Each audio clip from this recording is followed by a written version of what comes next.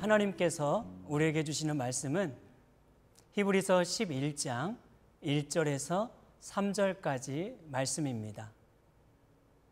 제가 봉독해 드리겠습니다.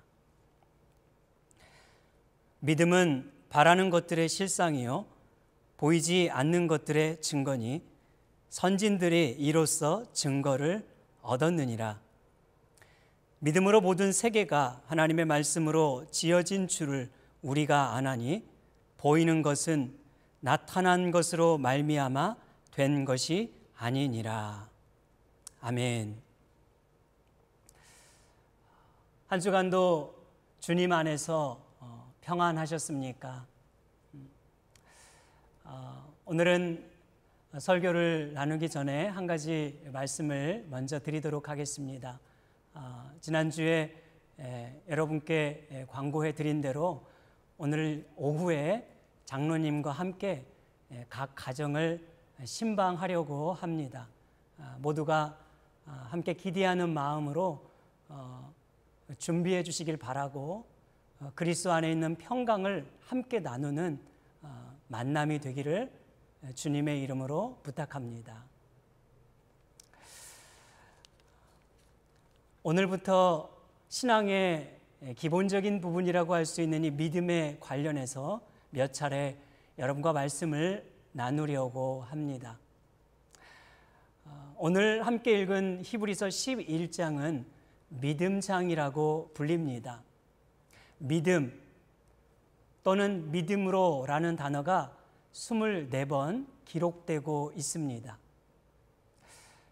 믿음을 설명하는 한 가지 특징이 있지요. 믿으면 복을 받습니다. 이렇게 추상적으로 설명하는 것이 아니라 구약시대에 살았던 그 선조들의 믿음을 실제적으로 제시해 주고 있습니다.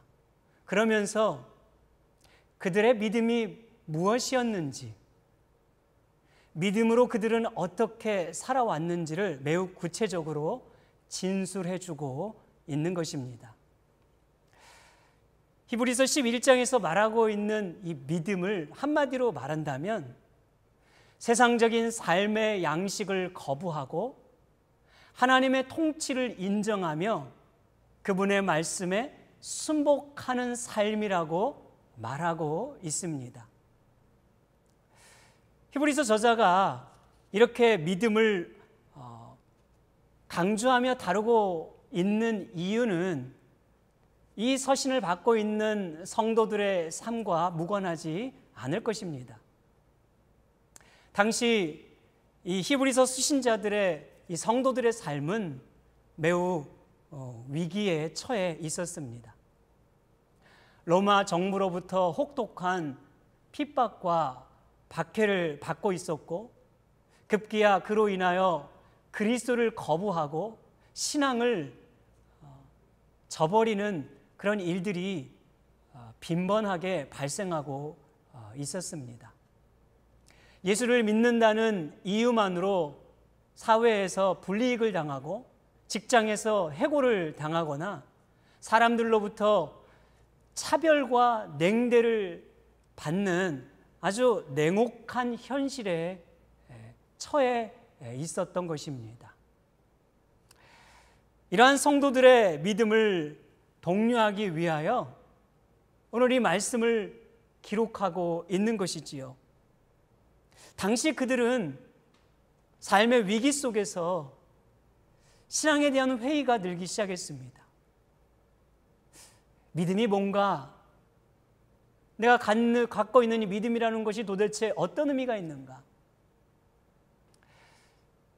여전히 삶은, 현실은 변하지 않고 있었고 내일에 대한 불확실함은 밀려오면서 낙심과 절망은 커져만 갔던 것이지요. 이것은 비단 이 히브리서의 성도들의 문제만이 아니고 오늘 우리의 삶도 동일할 것입니다. 우리 또한 이 히브리서 성도들의 삶 못지않는 그런 인생의 위기 속에 살아가고 있기 때문인 것입니다. 그래서 오늘 이 말씀은 우리를 향한 말씀이기도 한 것입니다. 그러면서 선조들이 세상의 가치를 거부하고 그 하나님 말씀에 순복하며 살도록 했던 그 믿음의 토대를 이루었던 세 가지 원리가 무엇인지를 소개하면서 우리 또한 그와 동일한 믿음을 다시 회복하기를 도전하고 있는 말씀인 것이지요. 오늘 저와 여러분들이 이 세 가지 믿음의 원리를 함께 나눌 때에 우리 각자의 믿음을 다시 한번 점검해 볼 수 있는 은혜가 있기를 주의 이름으로 부탁합니다. 먼저 믿음의 토대는 하나님의 말씀입니다. 오늘 1절 말씀 보니까 믿음은 바라는 것들의 실상이요, 이렇게 말하고 있어요. 실상이라는 단어는 실체 혹은 확신이라는 뜻입니다. 그러니까 믿음은 바라는 것의 확신이며 실체입니다 라고 말할 수 있겠지요. 이것은 우리가 바라고 소원하는 어떤 것을 의미하는 것이 아닙니다. 내가 원하는 것, 이루고 싶은 것을 확실하게 이루어진다는 그런 말이 아닌 거죠.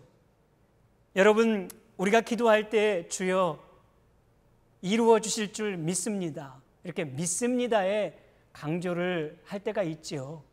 그러나 이것은 믿음이 아니라 자기 확신에 불과합니다. 믿음은 자기 확신이 아닙니다. 내가 원하는 것을 이루고자 하는 신념이나 각오도 아닌 것입니다.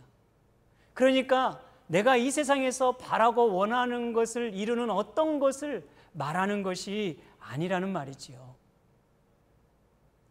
우리가 지난주에 이 아침 묵상에서 전도서의 말씀을 나누었듯이 여러분, 전도자는 인생의 허무함을 어떻게 말했나요?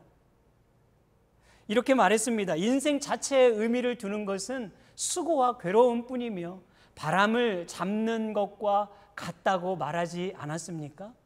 왜 그렇게 말했습니까?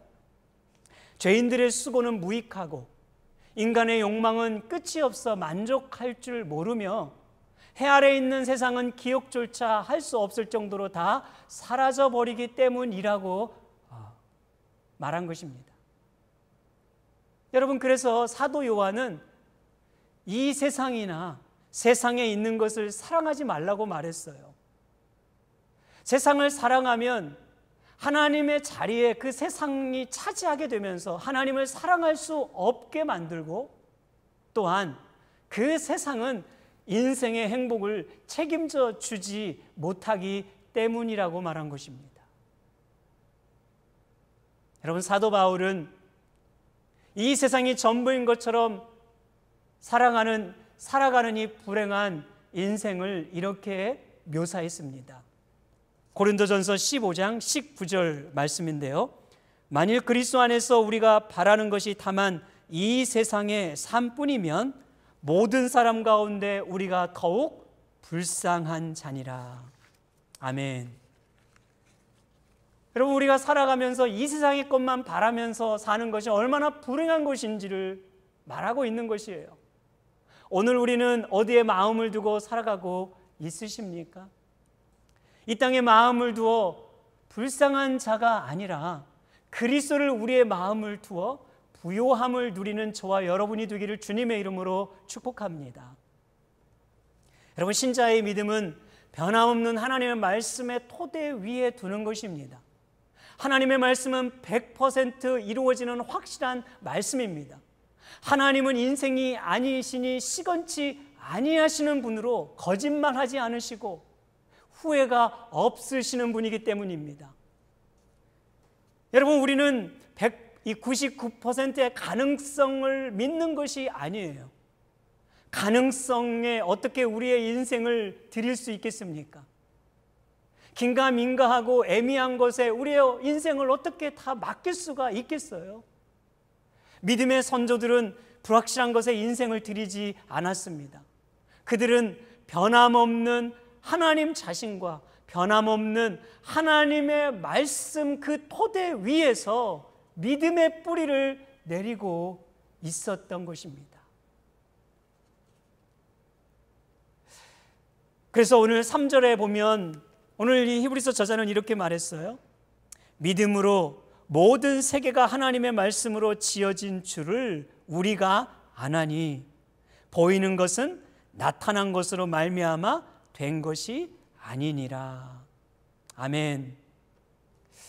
이 한국 사람들의 말은요 참 애매하고 모호하지 않습니까?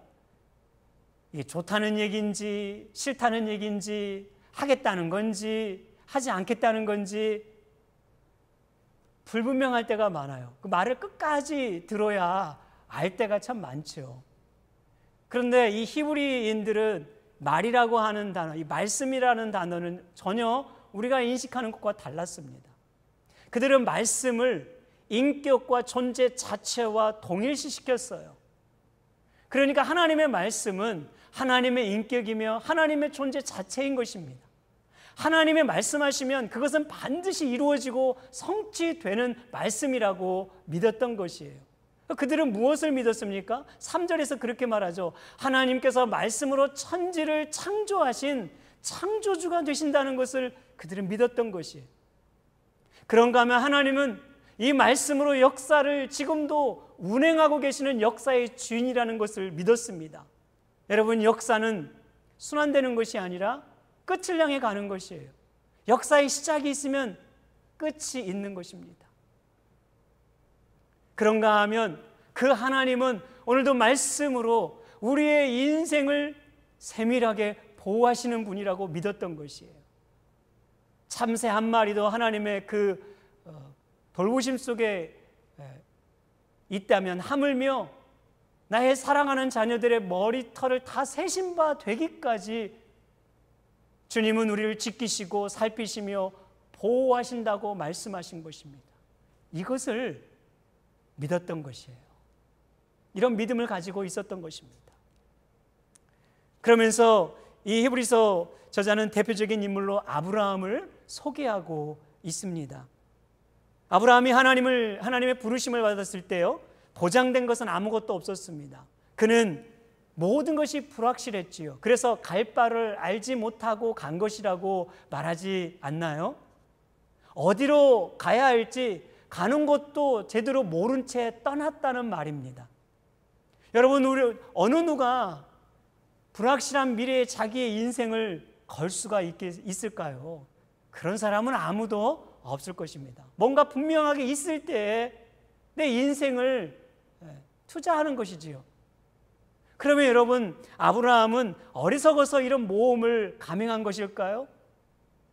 아니, 아브라함이 이런 삶을 살도록 했던 그 원동력이 무엇이었을까요? 무엇이 그로 하여금 이런 삶을 결단하게 했을까요? 하나님의 약속의 말씀에 대한 믿음이었습니다. 사도행전에서 밝히고 있듯이 아브라함은 영광 중에 찾아오신 하나님을 만났습니다. 그리고 그 영광스러운 하나님께서 내가 너를 큰 민족이 될 것이라는 그 약속의 말씀을 들었을 때 그 말씀을 붙들었습니다. 그리고 그 말씀이 자기 중심적인 삶을 버리고 하나님 중심적인 그 삶을 살아갈 수 있도록 변화를 일으킨 것입니다. 히브리서 11장 8절에 보면 이렇게 기록하고 있습니다. 믿음으로 아브라함은 부르심을 받았을 때 순종하여 장래의 유업으로 받을 땅에 나아갈새 갈 바를 알지 못하고 나아갔으며, 갈 바를 알지 못했지만 어떻게 나아갔다고요? 믿음으로 아브라함은 나아갔다고 말합니다. 여러분, 창세기 12장 4절에서는 그의 행동을 좀 더 이렇게 분명하게 표현합니다. 아브라함이 여호와의 말씀을 따라갔더라. 아멘. 아브라함은 여호와의 말씀을 따라 순종한 것이었습니다. 말씀을 신뢰하는 믿음, 그것이 아브라함의 믿음이에요. 그 이후에 25년이라는 긴 시간 동안 인내의 시간, 연단의 시간, 그 인고의 과정을 통해서 하나님은 아브라함의 믿음을 더 탄탄하게 빚어가고 계셨습니다. 그리고 결국 22장에 이르렀을 때 아브라함이 믿음의 조상 아브라함 되게 하신 것이에요. 그리고 후대에 이 아브라함은 모든 믿음을 뒤따르는 자들의 모델이 되었다고 평가하고 있는 것입니다. 그러므로 여러분, 믿음이라고 하는 것은요, 하면 된다, 할 수 있다, 믿으면 된다, 이런 적극적인 사고방식이나 긍정적인 생각이 아닌 것이에요. 여러분, 성경적인 믿음은 오직 하나님의 말씀 위에 토대를 두는 믿음입니다. 성경의 권위를 철저하게 인정하는 믿음입니다. 그리고 그 하나님의 말씀대로 순복해 살아가는 믿음을 말하는 것이에요. 우리가 영적으로 혼탁했던 그 북이스라엘의 왕들의 그 역사를 보면서 깨달았던 한 가지 교훈이 아주 분명하지 않았나요? 이게 무엇이었습니까? 시대의 위기, 나라의 위기, 개인적인 삶의 위기는 바로 하나님을 버렸을 때, 하나님의 말씀을 떠났을 때 찾아왔다는 사실이었습니다. 여러분, 그렇습니다. 인생의 가장 큰 비극은 하나님의 말씀을 버리는 것이에요. 떠나는 것입니다. 우리는 지금 코로나 시기를 지나가고 있습니다. 위기의 시기를 지나가고 있지요. 경제적으로도 어려운 시기를 분명 지나가고 있습니다. 그러나 여러분, 가장 두려운 일은 바로 하나님의 말씀을 가볍게 여기는 것입니다. 이것이 우리에게 가장 두려운 일이 되어야 하는 것이에요. 오늘 여러분들에게는 이 믿음이 있으십니까?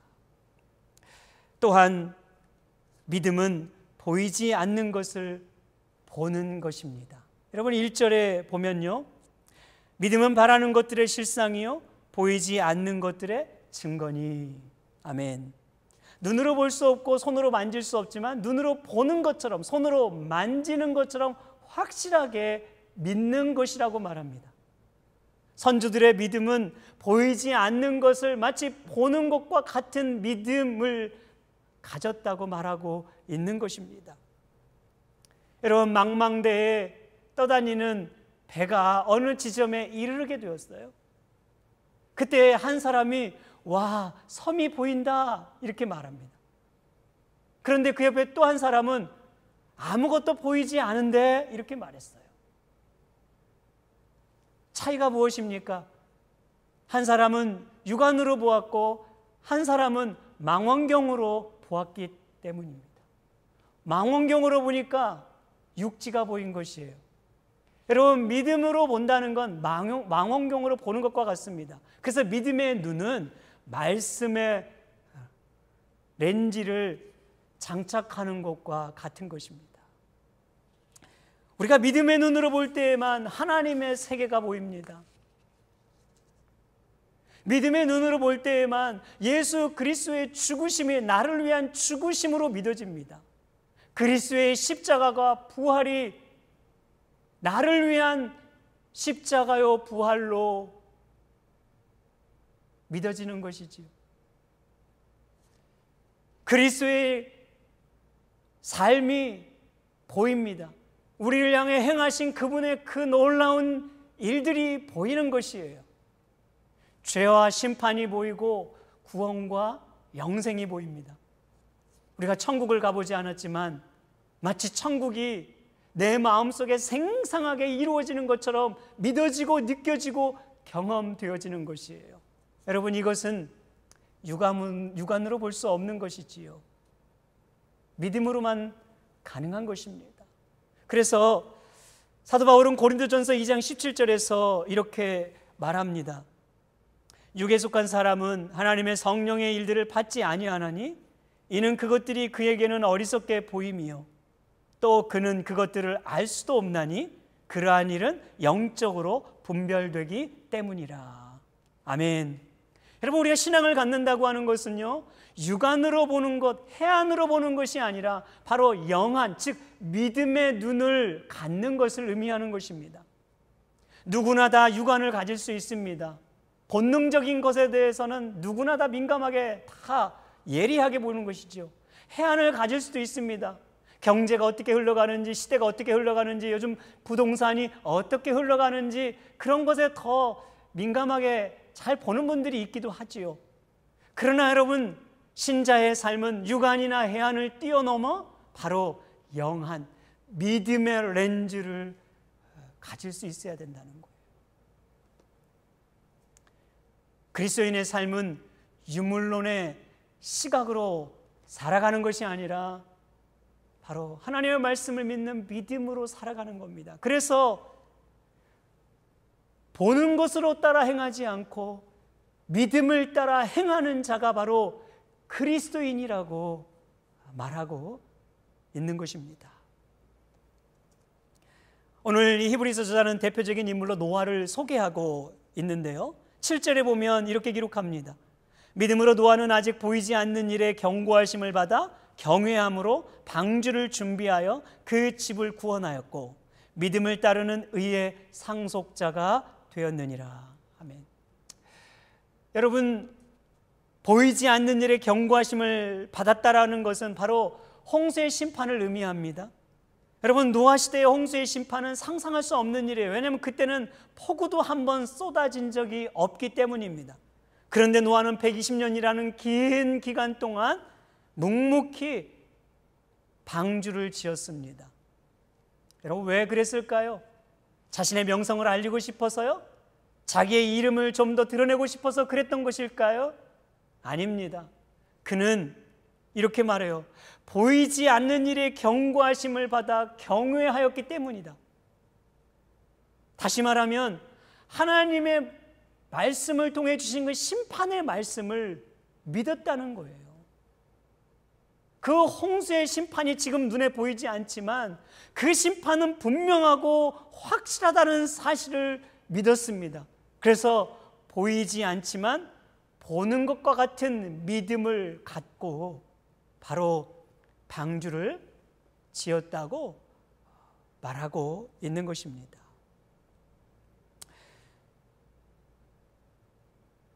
이렇게 신앙의 선조들은 믿음으로 하나님의 말씀을 의지했고 더 나은 본향 천국을 바라보면서 나그네 여정을 지나왔던 것입니다.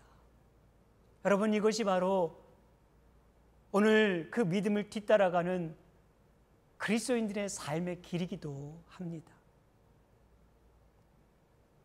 여러분, 제가 이 말씀을 묵상하는 중에 베드로 이 사도의 말씀이 떠올랐는데요, 이 베드로 전서 1장에 보면 베드로는 당시 고난으로 인하여 흩어져 살아가는 자들을 향해 흩어진 나그네라 이렇게 말했습니다. 그러면서 이렇게 수식을 해요. 그 나그네는 하나님의 미래하심과 성령의 거룩하게 하심과 예수 그리스도의 피뿌림 가운데 택하심을 입은 나그네라고 묘사하고 있는 것입니다. 여러분, 나그네 하면 어떤 생각이 들어요? 어디서 와서 어디로 가는지 정말 정처 없이 떠돌아다니는 나그네를 생각하는 것이죠. 그런데 지금 베드로 사도가 말하는 나그네는 존재의 이유가 분명하고 살아가야 될 인생의 방향이 분명한 나그네라고 묘사하고 있어요. 그러면서 그 나그네를 거룩한 나그네라, 영광스러운 나그네라고 표현하고 있는 것입니다. 성부, 성자, 성령의 은혜를 입고 택하심을 받아 부르심을 입은 자이기에 거룩하고 영광스러운 나그네라, 이렇게 말씀하고 있는 것입니다. 여러분, 누가 이런 나그네 길로 가는 것입니까? 바로 예수 그리스도를 믿는 모든 성도들, 저와 여러분들을 비롯한 모든 신자들을 말하고 있는 것입니다. 우리는 현재 타국에서 나그네로 살아가고 있지요.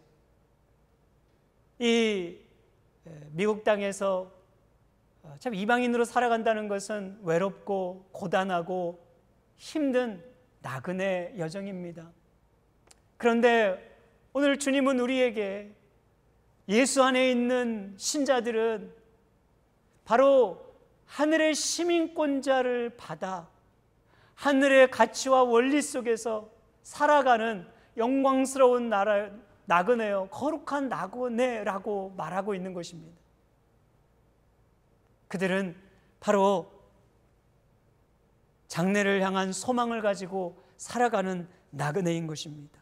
그래서 이러한 나그네들은 산 소망을 품고 예수 그리스도의 능력으로 보호하심을 입으며 장래에 주실 기쁨과 영광을 소망하면서 살아가는 나그네라고 말하는 것입니다. 베드로전서 1장을 제가 이렇게 묵상하면서 제 마음에 와닿는 한 구절이 있었는데요. 여러분에게 그 구절을 읽어드리겠습니다. 베드로전서 1장 8절 말씀 제가 세번역본으로 읽어드릴 테니까 한번 들어보시길 바랍니다. 여러분은 그리스도를 본 일이 없으면서도 사랑하며 지금 그를 보지 못하면서도 믿으며 말로 다 표현할 수 없는 즐거움과 영광을 누리면서 기뻐하고 있습니다. 아멘. 여러분 다시 한번 들어보십시오. 여러분은 그리스도를 본 일이 없으면서도 사랑하며 지금 그를 보지 못하면서도 믿으며 말로 표현할 수 없는 즐거움과 영광과 기쁨을 누리는 자라고 그렇게 말씀하고 있습니다. 여러분, 이 베드로 서신을 받는 성도들은 이미 예수님이 돌아가신 30년이 지난 후입니다. 그 중에는 예수님의 존재를 보지 못한 자들도 분명 있었습니다. 그런데 뭐라고 말합니까? 예수를 직접 보지 못했지만 본 것처럼 사랑하고 그랬어요. 예수를 직접 본 것처럼 믿으며 예수가 지금 나와 함께 있어서 나에게 주시는 기쁨을 누림과 같이 그 기쁨과 즐거움을 누리고 있노라고 고백하고 있는 것이 참 얼마나 멋진 고백이에요. 얼마나 여러분 참으로 아름다운 고백입니까? 여러분, 오늘 우리에게 이런 고백이 있습니까? 우리도 다 예수를 보지 못했잖아요. 비록 보지 못했지만 나는 본 것처럼 사랑하고 그 예수가 내 옆에 있는 것처럼 그분과 동행하고 믿으며 그분이 주시는 기쁨과 은혜를 누리며 살아가고 있는가? 여러분, 이것이 바로 신자의 삶의 특권이고 그리스도인이 누리는 가장 큰 복이라고 말하고 있는 것입니다. 예수님 한 분만으로 만족할 수 있는 그 고백, 예수님 한 분이면 된다고, 예수님 한 분이면 나는 괜찮다고 그렇게 주님 앞에 고백할 수 있는 그 믿음 말이지요. 여러분, 오늘 우리가 이 믿음을 회복할 수 있기를 바랍니다. 이제 마지막으로 그 믿음은 순종을 말하고 있습니다. 여러분, 2절에 보면 이렇게 말하죠. 선진들이 이로써 증거를 얻었느니라.